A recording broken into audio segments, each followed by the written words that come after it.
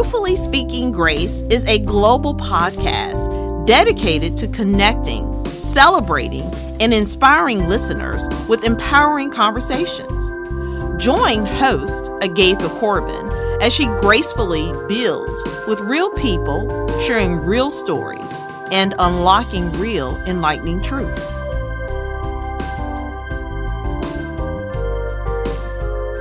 Welcome.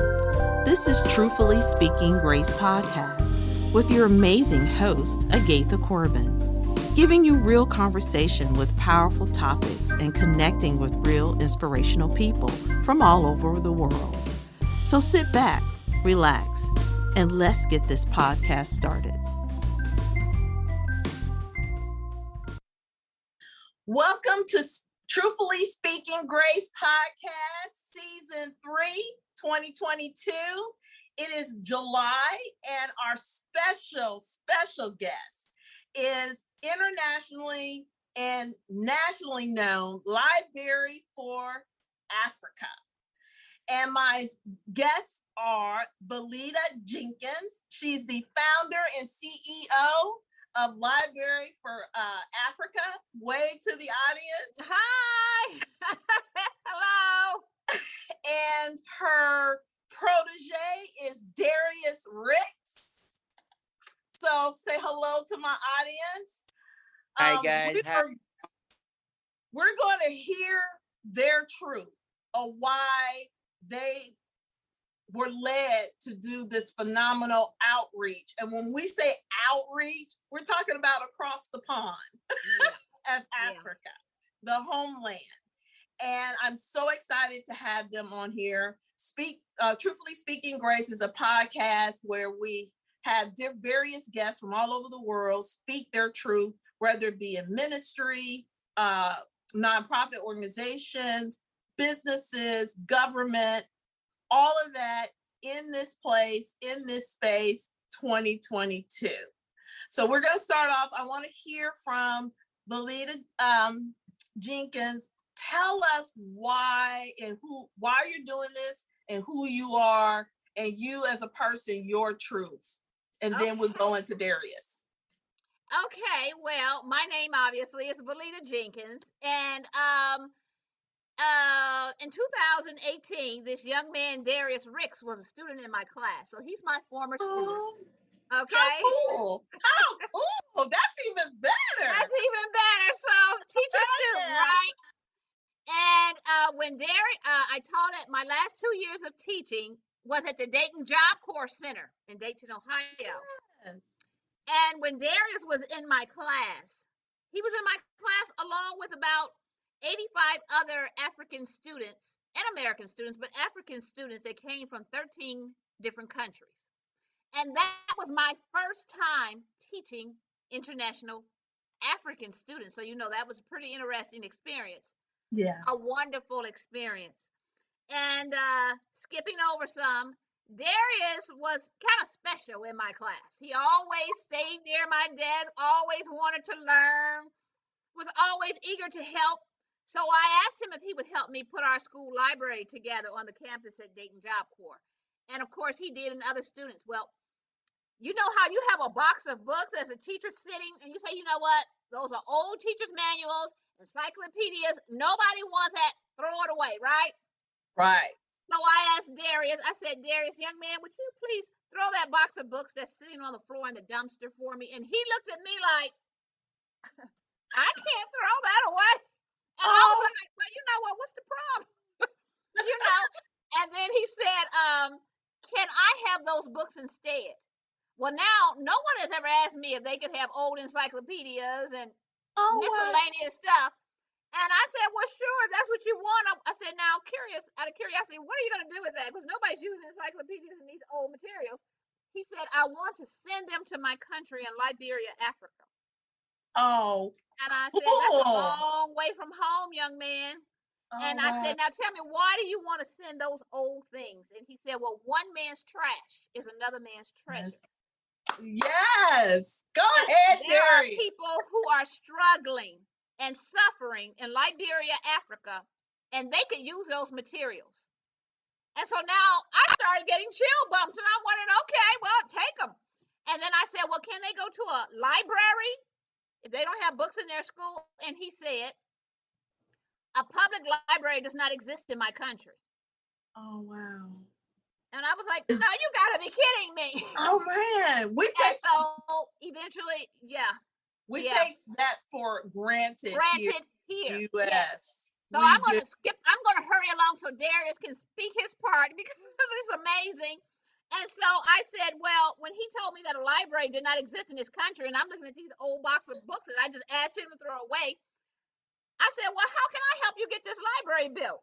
And you know how we sometimes ask people, how can I help? But we really don't mean it. We're like, oh, okay, I'm just saying something. But I actually meant it. And he said, well, you helped me get a library built in my country. And not understanding the magnitude of this whole thing, I said, sure, I'll help you. You know, like it's just going to be a little thing. But I can't help you until you graduate. And that would have been 6 months later. Oh, wow. I said, because teachers and students are not supposed to fraternize. So when you graduate, come to me and I'll see what I can do. The day before he graduated, his last day in my class, he came to me with a Liberian flag, his portfolio with his certificate in construction, and said, Miss Jenkins, I have this gift for you. You have done well by the African people, the African students in this class. And then you know what he asked me after that? Are you still going to help me get that library built? I know that's right, Darius. We're gonna keep you to your word. And so one year later, I quit my job and founded Library for Africa, and now we're planning to build the first public library in Monrovia, Liberia, Africa. And my former student is my co-founder. So there's Darius. All right, you know, hey, before we go, when somebody asks you that kind of loaded question, what I love is that you didn't even think about it. It was just like, you just how like, can sure. I help? Yeah. Oh, wow. How honorable. Okay, Darius Riggs. Darius. Okay, such great negotiation. He held me to my word. You know, I had to be a woman of my word. Yeah. So tell me your truth, Darius. First of all, let me say thank you for giving us the opportunity to speak on your platform. We really appreciate it as a family, Library for Africa team. We are so grateful for the opportunity given to us today. Yes. And like Ms. Jenkins said, whenever she mentioned that, you know, it brings so much joy to me because I understand and I know what the country look like and how being a student in Liberia, how life been like for me. So when I was moving over to the United States at RIA, I look back in Liberia at the airport. I said to myself, I want to give something to Liberia when I go to the state. And that one thing I want to give to Liberia is what I'm talking about today. Building the first library in Liberia. The first. Oh my gosh. Can you believe that? Because a library does not exist in Liberia. And being from a poor background in the country called Liberia, walking 1 hour to go to school every day, you know, not knowing what they call library. If I have to do assignment, I have to go to the cafe to do an assignment. So that paused for me. And I moved over to the United States and see the amazing library 5 minutes away from my house in Columbus. Yeah. So I said to myself, few things run to my mind. I promised Liberia something within myself. And this is what I'm. That is amazing. What a testimony. Yeah. So how long have you been in the States? I've been here since 2016. 2016. May 21st. Okay. Right. And you finished your high school and here in the States? In Liberia. In Liberia. Okay. But you did construction certification here in the States.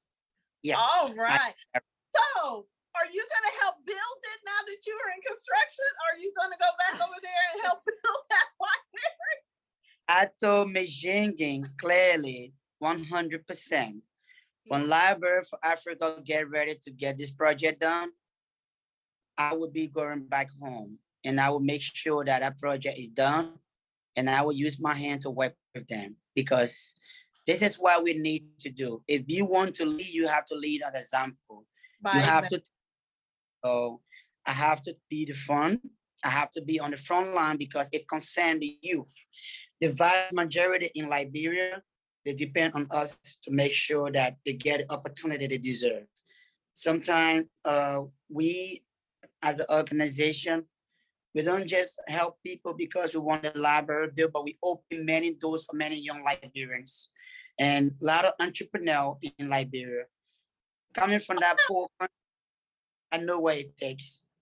Okay. And Library Africa is committed to make sure that we want to ensure that Liberia get library. And not only Liberia, this vision, we want to go across Africa. We want to build library all over Africa. Oh, wow. How honorable. So how many, when your last was there, you could just give us an estimate, how many children or schools in your community of Liberia would be blessed by this, you think? Oh, if we get a library, build a library would be in Bentor, which is the capital city of Australia. And we got to run university. It's 10 minutes away from where the library will be built. So that means that we're going to be serving a lot of people. Even in Bentor, we got about 30 schools in Bentor. 30? Wow. Yeah. And no library. So, yes, and no library. And so if what we build in the library is so very, very interesting because the state-run university is right there and you get everybody attending the state-run university from every county, every culture, some of them different tribes, diverse background, but we are all of them will be at that facility. So we're going to cover every Liberian because every tribe represents Liberia. Oh, wow. So it's different. It's a region. Yes, we got county. Okay. Yeah. Oh, wow. I learned a lot. See, this is why I love my show because they hear that through. So, Miss Veleta, let's talk about the Library for Africa's mission and vision. What is the mission and vision of this phenomenal nonprofit? Okay, well, Library for Africa's mission, what we're doing right now is we are providing educational resources and services to youth in Dayton, Ohio. So we're looking out for our babies right here in Dayton, Ohio. Don't so it's crisscross, Crisscross. I do my thing here in Dayton, and Darius goes over to Liberia, and we come together international relationships. And this is a phenomenal vision, mission, and it's very needed. You see, this young man Darius, when he was my student, he wasn't there were so many African students in my class who came. Some of them, they were refugees. Now Darius wasn't a refugee, but they were refugees. They came with literary deficiencies. Some of them could not speak English at all. So I had to figure out how to navigate through all of that. So I got the people who could speak their language to interpret for me, and we went on. I had a whole little system going on. But the thing is, library, in my mind, when I decided about how can I have an impact on a bigger scale, I knew I had to leave my job. And I prayed on that. And I said, oh, Lord. See, Darius was the only African student, who asked for help. But the thing is, I'm not just helping Darius. I know that all of them needed help. So we are planting a seed where there is a need. And we're going to go to the Congo, the Democratic Republic Congo, Tanzania, and Ethiopia, wherever there's a need. But we're starting with Liberia because, FYI, Monrovia, Liberia. Dayton, we are in Dayton, right? Agatha. This year marks the 50th anniversary of Dayton being the sister city to Monrovia, Liberia. Oh, wow. How cool is that? And also, this year marks the 200th year anniversary of America's relationship with Monrovia, Liberia. So we have a special place in our heart for Oh Monrovia, yeah, so Liberia. it was like a divine. It was a setup. divine thing. And the thing is, out of all of the countries of students where I taught, Liberia, Liberia pops up, and I never even heard about Liberia. Okay, and so Wow. Darius and I, a couple years ago, we purchased 2 acres of land. With our money, we purchased 2 acres of land in Monrovia, Liberia. And all we're needing now, we got the foundation. We've been hitting the pavement. Everybody wants to help in Dayton. Dayton has been so wonderful. Oh, Dayton has been so wonderful. I love the people in Dayton, Ohio. Yeah. Okay. And so we say, look, we've laid the foundation for the past 2 years. We just don't have $350,000 to build this library. Yet. Yes. So you bought the land. So your truth is both you and your former student already planted the seed. We planted the seed. How many acres again? 2. That's about the size of almost 2 football fields. As you already know. That's a lot of land. Honorable. Mm-hmm. Oh wow, what a truth. So how many years has it been in building this building the structure of the organization and your partnership between Dayton and Africa? 2 We've years? done a lot in 2 short years, yes. Oh, y'all some bad rascals. Well, we have help. But we're not playing. We're not playing because there's an urgency in the need. The young people that I talk to every week in Liberia, because we have an office in Liberia, Africa. Okay. We just shipped a whole office of furniture to the young people there who work on our behalf. There's an urgency. We can't sit back and wait. You know, when I quit my job, I said to myself, okay, Lord, I didn't quit my job. What am I going to do? Yeah, and, I talk to myself a lot, and I know it's the Lord talking to me in my head. Yes, it is. And he said, listen, that's why I'm telling you what to do. You go ahead and quit your job because you're going to make a bigger impact, you and this young man, Darius Ricks. I got you because your bills have already been paid.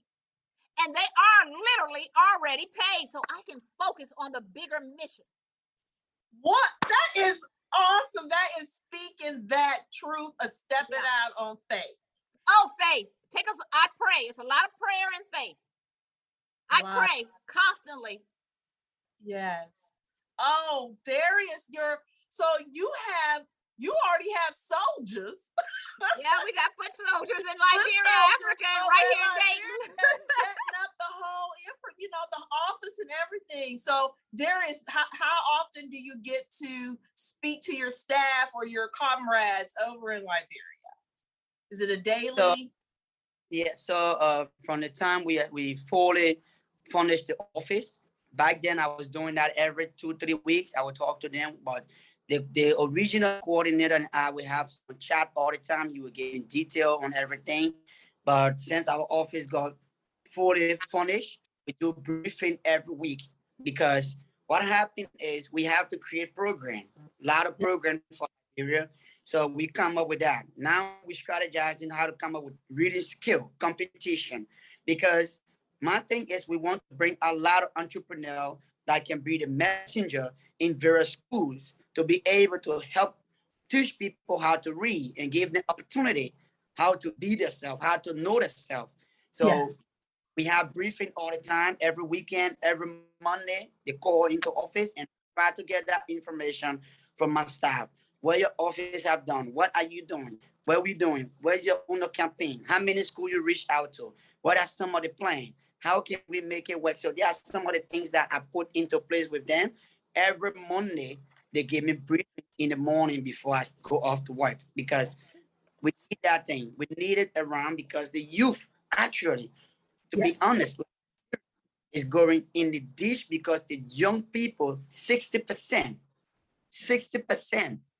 we are all fragile when it comes to being backward. I'm not being them, but our mentality. I live in Liberia. I walk to go to school. Some students cannot afford to go to school because their parents don't have the money. So that's why we come in now with our new program that look, if this kid cannot go to school and you the mother, you got 10 kids. So what you can do for us, this is a program. Bring them to us. We're going to teach them. We're going to teach them how to read, teach them how to write, and get them back in society that they can compete with outside from school. Like you go to school, you come home, you got somebody to challenge you because that program has been set up. Wow, so you have actual tutors. You're doing case management, because that sounds like case management, outreach, and tutorial for those families, for those kids already, so they can be ready to launch into, just ramp right into the library. Yeah. Okay, Darius, you're a bad little rascal. He's a little rock star in Liberia, okay? Can I ask? I just turned 27. See, look at 14. That. Phenomenal. He just had a birthday. Yeah. Black man. Phenomenal. That is bad. I mean, you're building future. You're building future. Over the pond and working and building your own life. Yep. That's let me praise. Look at this. So, Veleta walked out on faith like, deuces, I'm gonna do this, and he is honoring you. Yeah. Wow, what a truth.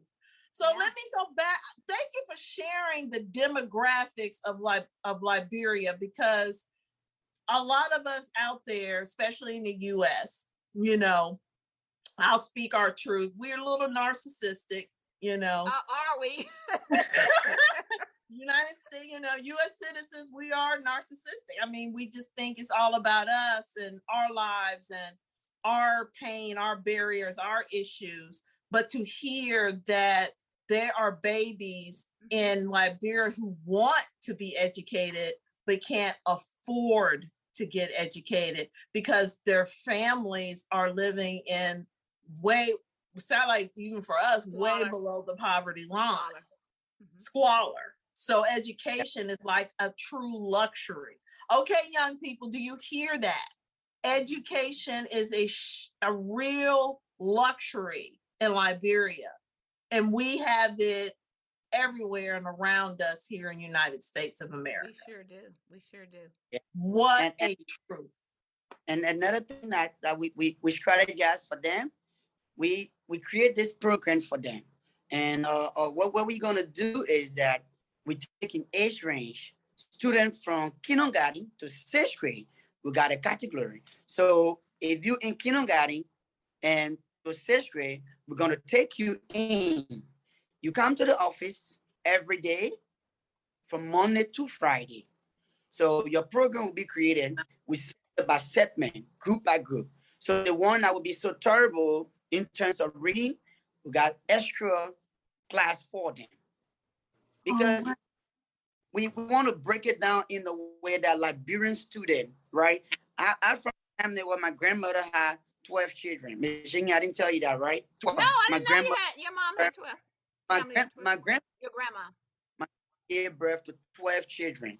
She only educated 2, my father and the other brother. But among all of them, right? At least afterward, the other group started coming up, but it's too late for them. So when I reflect on these people too, right? I want to correct that with the new generation. Yes. Because I'm doing a mistake to correct the generation that coming up. Some people out there get more than 12 children. Some people out there, they got more than that. So we're breaking the barrier. That's what Library for Africa is doing. We're not just talking about library. We want to transform the life of many young people, create entrepreneurs. That's our goal, is to create many entrepreneurs to be a messenger out there, to speak on behalf of Michigan and I, because we don't have the time to speak every day. So we're using your platform and the team and the young generation to create opportunity. That is the most brilliant way of doing it. You're allowing the people that is going to be served to pretty much do the outreach, do the heavy lifting over there. So all you have to do is build it up, brick and mortar. Yeah. Okay, right. Miss Jenkins, you educated him well. Yeah. I love teachers. When he was in my class, I said, you know what, young man, this is what I said to Darius. I need to turn my fan off a little bit. I said to Darius when he was in my class, I just observed him, because he was always, every time I look up, he was always around, trying to learn things, understand things. Being a sponge. Yeah, he was a sponge. He was a sponge. You know how you would walk out of the classroom and you'd ask somebody to watch your class. He would be it.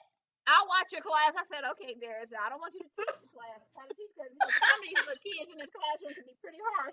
Just watch the class. And if something goes down, you just scream in the hallway and come and get me. But he was always there. I could always depend on Darius.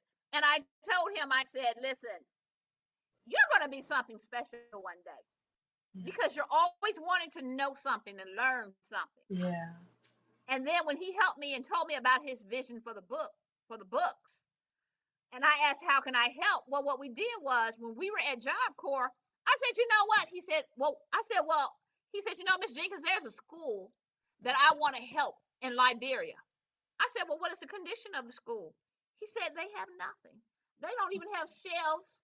They don't even have books to put shelves to, but let's put it like this. They don't even have shelves nor books or a school library. Wow. I said, wow, that doesn't. I said, you know what? I'm going to ask the center director if we can do a book drive at the school. So I went to John Gagan of Dayton Job Corps. He passed away, bless his heart. He was a great center director. And he said, yes, go ahead and do it. I said, now, Mr. Gagan, this is what I need from you. I need for you to give me permission to go around, me and Darius, to walk around this whole campus, which is huge, and ask all the staff if they would help us, monetary donation, and be in the auditorium on, we have our little convocation and ask the students to help. Let me tell you, every single staff person in that center and students, here's some money, because we needed money for shipping, right? They would bring in books. We even had a competition between classes, how many could collect the most books. So we were able to send, when he was in my class, we had a book drive, and we sent loads of books, shipped them to Liberia for the school that we still support today. That is awesome. Yeah. And so how many children got blessed, or how many schools with that first part of your first drive? Well, that first drive, go ahead, Darius. They have roughly 70 students. All right. Yeah, I was there with them, and we built a shop myself. Was there. I built a shelf from scratch. He went to Liberia and built the bookshelves. Oh, you flew over there and built them yourself, young man? Yeah. Yes. All right. So, Darius Briggs, president of Liberia. Well, he already calls himself a king, okay? So I'm like, if you don't become a king, a for real king, I don't know what to say. That is such true servant leadership. So, Miss Veleta, you taught him servant leadership with your actions. How does that make you feel as a teacher? That makes me feel very good because, number one, all teachers want to feel appreciated. That's first, and because they don't want to feel as though their talents and their time are being wasted. They want to know that they made a difference in somebody's life. Yeah. And Darius, along with all the other students, the African students and some American students, they were very appreciative. And they know that education can change lives and transform their lives and change their whole world. Yeah. So they were so hungry for an education. And when I would go to work, I wasn't, I worked in the urban schools. I would go to school. I would go to school, and when I had the African students, even though a lot of them couldn't speak English, they were learning. I would make them say something and do whatever. And I would always get to work early. And they would be sitting in front of my classroom door a whole 45 minutes before school even started. And I was like, well, why are you guys here so early? I had to be there early but they were not supposed to come at the time that I came down, you know. And they said, well, we just want to learn right now. We want to learn. I said, well, come on in the classroom. We'll start class 45 minutes before the classroom starts. That's some great synergy right there. Yeah, and it was just beautiful because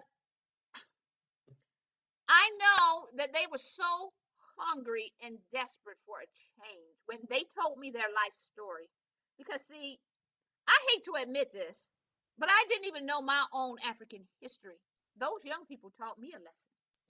All right, now, come on, tell your truth on that. Yeah, they taught me a lesson. They did. I said, I never even heard of some of these countries. I never known about all this that was going on in Africa and Tanzania and Congo and the refugee camps and the lost boys of Sudan and the Hutus and they taught me a lesson. So it's not just about Darius, it's about all those other little lessons that I learned along the way. And I know that they need help. And I know that they need to have somebody who's going to be a foot soldier. So Darius and I, blessed be the God, we were chosen to be the soldiers. But the beauty of this that is so just I'm just full right now is that even within that classroom, you and Darius created a community and it germinated through the Job Corps, and now it germinated into Dayton proper, Dayton, Ohio. Oh, the people in Dayton, Ohio are amazingly supportive. So at what point, Ms. Veleta, did you go from launching it with the books and the shipment to now you created the nonprofit, you got to the land? So tell me about some of the program success in Dayton proper and your fundraising efforts. Okay, well, I have a whole list of things that we have done in the past 2 years. I'm not going to name them all. Highlights. Okay. Give the audience the highlights. Okay, well, this is what we have done so far. Well, as I said, we provide literary services and resources to youth in Dayton, Ohio, and Liberia. When COVID hit, and everybody was scrambling around for an iPad and being online, I distributed iPads, and I mean nice iPads, book bag, and filled with school supplies to the youth here in Dayton and an underserved community. Darius was in Liberia giving, he couldn't give out the same thing that I gave out because of the expense, but he gave out school supplies, and they were very appreciative of that. We received the Dayton Peace Committee Humanitarian Award. We received the Young Liberian Achievers Humanitarian Award in Liberia. So we got the Humanitarian Award here in Dayton and in Liberia. We ship school supplies still to this day to the school that we support in Liberia. When Darius called me one day and told me that a little girl fell in the well, because there's no running water, there's no toilet, they urinate in a hole. There's no doors on the wall in the school that we support. It's just a tin roof, very, very poor. And Darius said, well, Miss Jenkins, we have a problem. I said, well, what's the problem? He said, Grace fell in the well. She fell in the water well. I said, well, how is that the little girl fell in the water well? So I said, you know what? We need to get a cap put on that water well. So Darius was in Liberia working to get a cap put on that water well so no student could fall in the water well.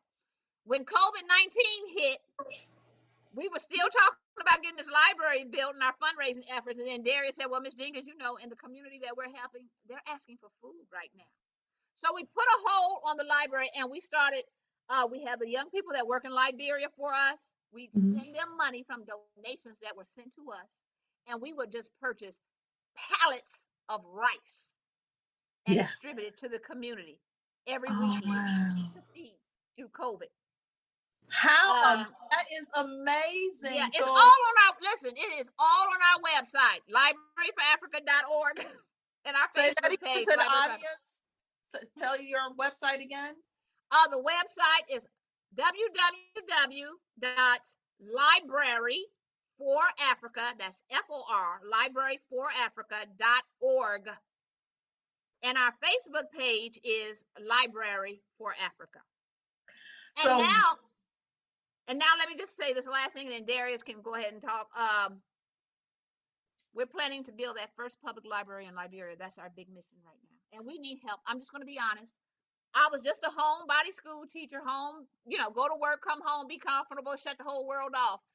And then the Lord, I know it's the Lord because I pray all the time. I'm always talking to myself, but I know I'm talking to the Lord when I'm talking to myself. Yeah. So the Lord said, okay, now listen, I have given you talents and I have blessed you and I have blessed your children. Yeah. It's time for you to get up and do my assignment now. And your assignment is to help other people. And when I said, okay, Lord, well, you said quit my job now. How's this going to work? He said, don't even worry about it. And I'm not worried about it. All right now.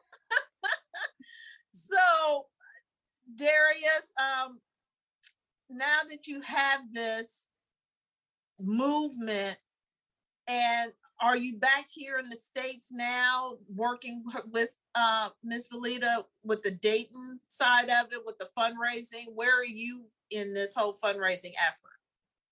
Oh, I'm 100% involved. Every time, Ms. Jingy and I tell you, sometimes we talk 2-3 times a day. We do a briefing. We go ahead and do that. And that's some of the things that we have to do. That's what I love doing. That's what I got passion for. So we have to do what we have to do. Ms. Jingy and I have briefing all the time. I was in Iowa. I flew in from Iowa yesterday just to support the Liberian community. LRCI, they had an event yesterday. I have to come down to represent Liberia for Africa at the event. So yes, I'm fully engaged. Yep. I'm always around in Columbus. I go to Dayton. She and I, we have some good time, talk about what we want to do. We make decisions every day. We talk about what can we do better, what is happening, and how can we fix things. And let me add on to Ms. Shinya on what she talked about the food with the young people. Mm-hmm. It brings so much pain to my heart to see what was happening when COVID hit. Because I was in Liberia for the last war I remember. By that time I could reason and know something. So I know what it takes when it comes to things. Ebola, I saw what happened in my community when Ebola hit. So when COVID hit Liberia, it touched me so hard because I know what Ebola did to my neighbor. A whole family died from Ebola in Liberia. So that COVID stuff, I was in Mexico. I never had rest from the day COVID hit Liberia. I will wake up 2 o'clock in the morning, start cutting off my sleep to make sure that I'm on the phone with Liberia to know what needs to be done. When we make that decision to give back, and I'm glad to Ms. Jenkins, that I always appreciate Ms. She immediately accepted. And I brought that thing to her. We moved into Liberia. We started giving food through Montreal all the way to Bentor. We went after Achilles. We gave out food.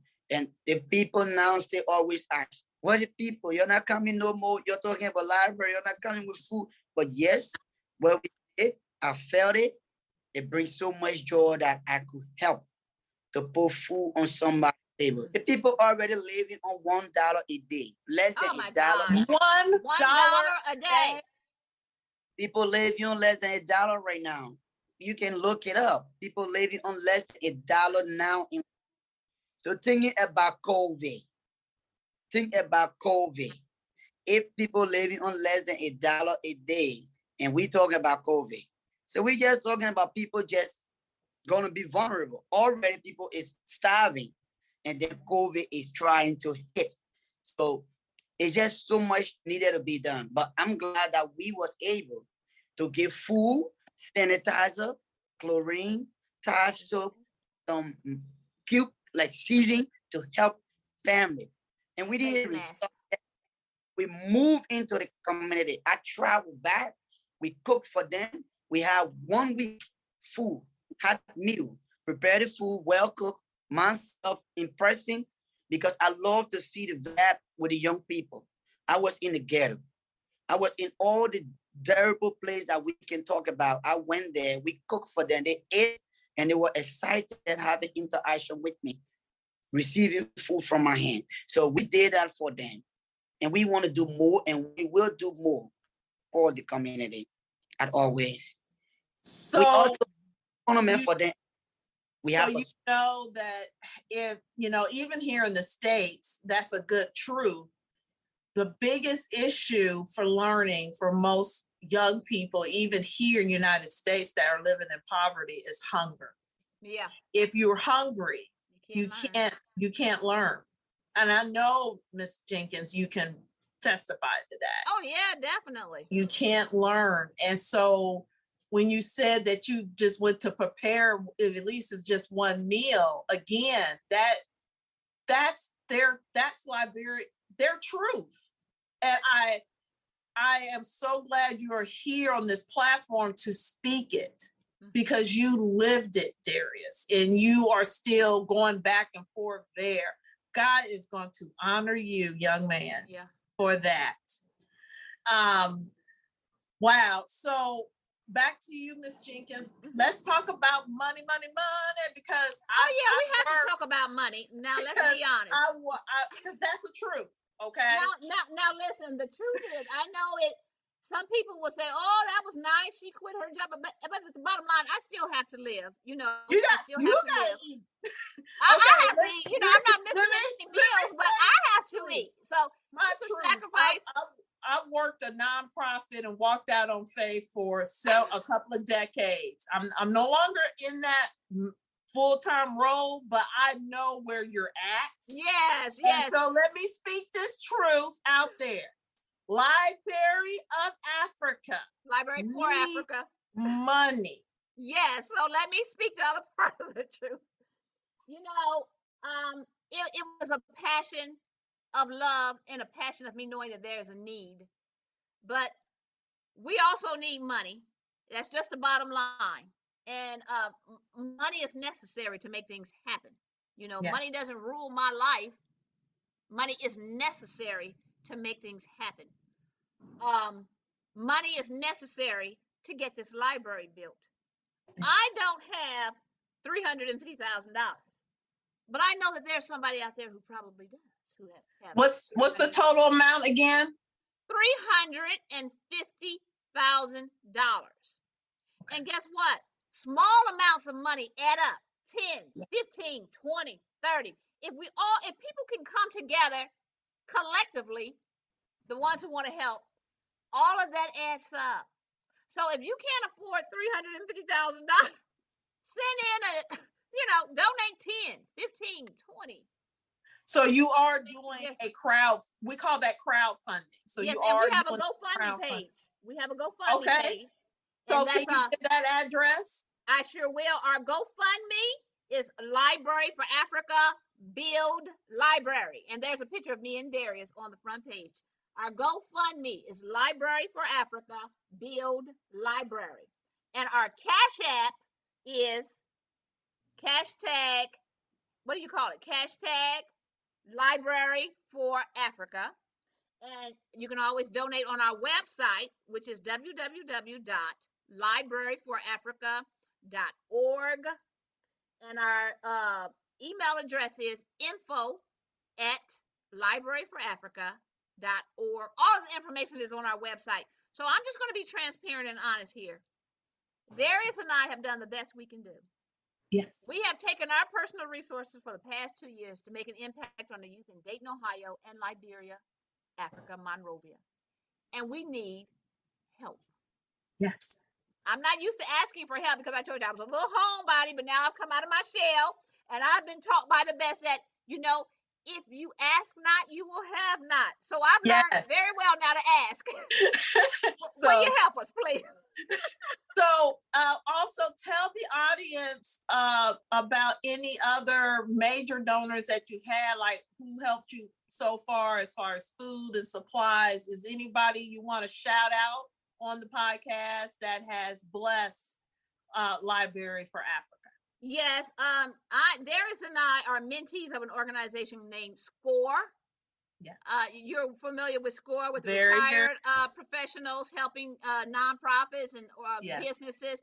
Well, we have a wonderful SCORE mentor that has helped us a lot. So SCORE has been very helpful, our mentor. The city of Dayton, the city of Trotwood. We get a lot of our support from personal people who make personal donations and say, well, baby, I don't have a lot. And they'll send 10, 15, $100. But that goes a long way. Yes. And that is how we are able to send that money to Liberia to help them with personal donations. So we hope to be blessed with a big sponsor. We're seeking grant opportunities. We're still new. And the only thing I can say is, hey, we have 2 acres of land just sitting there ready for structure to be built. So all we need, and it won't take long to get it built. All we need is the money to get it done. So the 350 grand will do the whole brick and mortar and supplies and salaries. And we might not be able to do all that because we'll still be doing fundraising ongoing, okay, and soliciting for funds ongoing. We can't really say to exactly, how all of that's going to be divvied up. So right now we're focusing on getting the library built and getting the materials and stuff in the library. And, seeking professional advice from people who can say, okay, this is the route you need to take. That's the route you need to take. And that's where we're going now. But the thing is, Gaitha, I've never been to Africa. Oh, no, you got to go now. I was planning on going for the past 2 years. Year before last, COVID hit and we had to cancel the plans.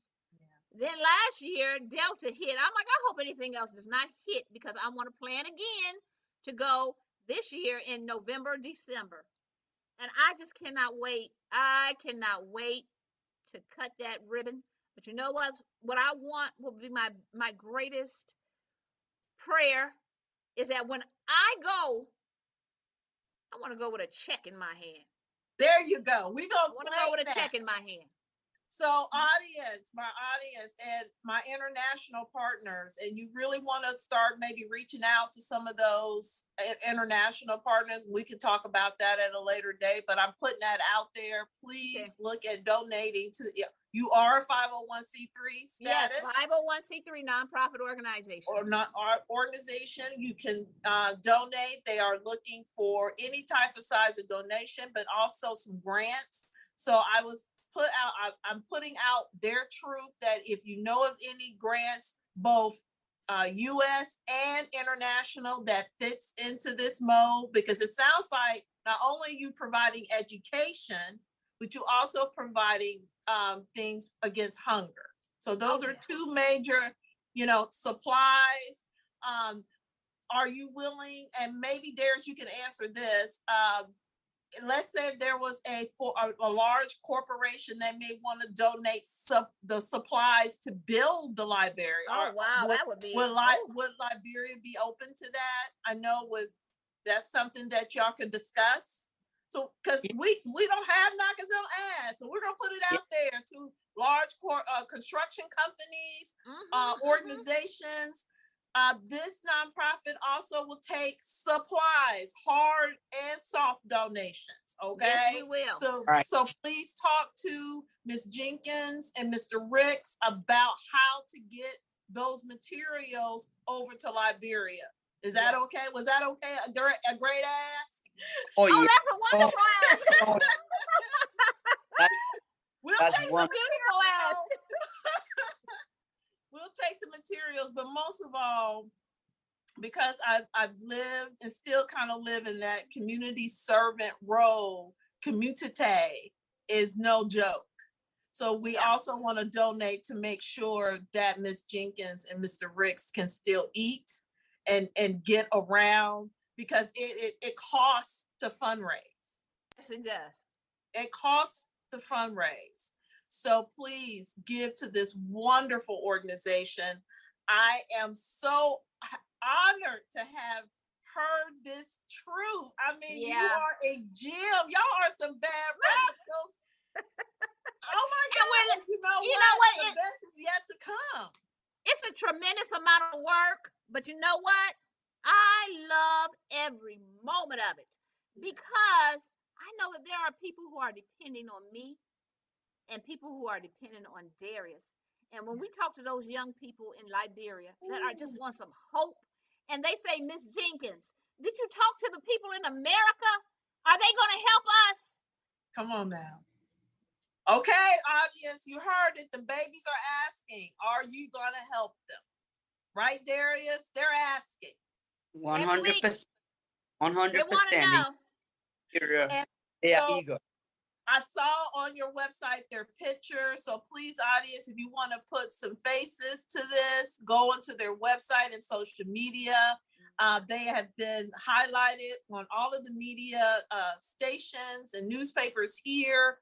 You can see the actual story and you can be able to see who and how they have blessed so far without the 350. Just imagine just by personal donations, the 350 and more. Yeah. How much more? And Agatha, those are not stock photos. Those are authentic photos. Yeah, I know. I saw that.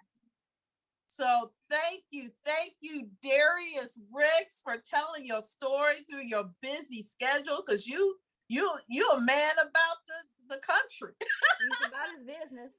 He's a rock star. He's a rock star. Great protege, Miss Jenkins. You did a phenomenal job, woman of God, and he is going to honor you. And we are so excited that you came on this podcast on my third season to tell your truth. Thank you. Again, can you tell the audience your website address? The website is Library for Africa. That's www.libraryforafrica.org. And our Facebook page is Library for Africa. You spell the 4 out. Okay. So yeah. And any last words, Darius, that you want to convey to my audience? Yes. Let me say thank you to everyone, and please remember, if in the U.S., our taxpayer money goes to Liberia in millions every year. So it's our time that we have to use the money to allow the youth to enjoy it. So we ask you, instead of our taxpayer money going to Liberia and the youth is not enjoying it, support Library for Africa so we can reach out the entire Liberia public library. And thank you to you for giving me the opportunity to be on your platform. And thanks to Miss Shinky. Miss Shinky, you know how much I love you. Thank you so much. Everything, it means a lot to me. And the youth in Liberia that I represent, they are so grateful. Yes, and if you're out there, you want to sponsor a student to come here to get a study, you can reach out to us. You want to create a program for them, the program we're talking about, if you want to help or modify, you can reach out to us so we can have a better learning process in Liberia. Thank you so much. God bless you, and God bless Liberia and the United States. Thank you, Liberia for Africa. Thanks for listening to Truthfully Speaking Grace Podcast. Stay tuned for another episode with more real conversations, celebrating real and inspiring people from all around the world.